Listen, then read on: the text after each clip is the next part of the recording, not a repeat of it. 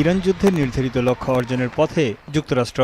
মার্কিন পররাষ্ট্রমন্ত্রী Marco Rubio বলেছেন, কিছু সুস্পষ্ট লক্ষ্য নিয়েই ইরানে হামলা চালানো হয়েছে, যেগুলোর মধ্যে অন্যতম দেশটির বিমান ও নৌবাহিনী ধ্বংস করা, ড্রোন ও ক্ষেপণাস্ত্র তৈরির কারখানা এবং পরমাণু অস্ত্র তৈরির সক্ষমতা গুড়িয়ে দেওয়া, যার বেশিরভাগই এরই মধ্যে অর্জন করেছে ওয়াশিংটন। একই দাবি করে ট্রাম্প বলেন, মার্কিন ও ইসরায়েলি যৌথ হামলায় ইরান পুরোপুরি ধ্বংস হয়ে গেছে, তাদেরকে প্রস্তরযুগে ফেরত পাঠানো হয়েছে। দেশটি পুনর্গঠনে 15 থেকে 20 বছর সময় লাগবে, তাদের কোনো প্রতিরক্ষা ব্যবস্থা নেই।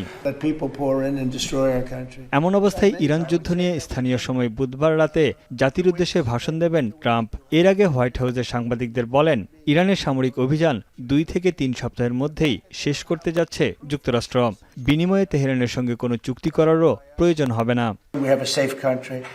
We had to take a little detour because we had a madman named Khomeini who sadly is no longer with us.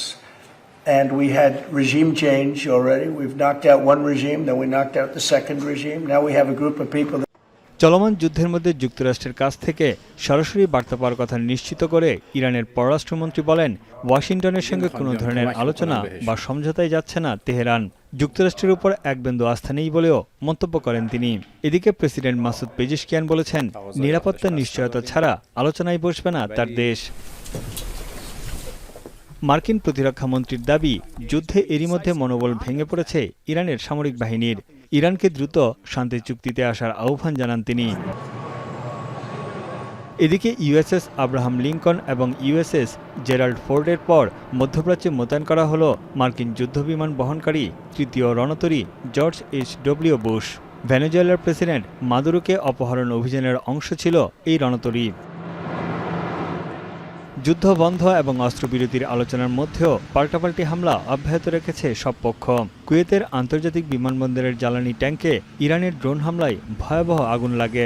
কাতার উপকূলে ক্ষেপণাস্ত্রের আঘাতে ব্যাপক ক্ষতিগ্রস্ত হয় একটি জ্বালানি ট্যাঙ্কার। সৌদি আরব ও বাহরাইনে বিস্ফোরণের খবর পাওয়া গেছে। এছাড়া ইরানি হামলার সাইরেন বাজার সঙ্গে সঙ্গেই দিকবিদিক ছুটতে শুরু করে ইসরায়েলিরা।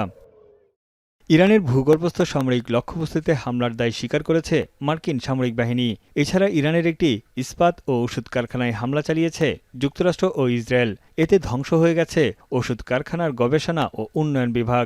রাজধানী তেহরানেও বিস্ফোরণের শব্দ পাওয়া গেছে।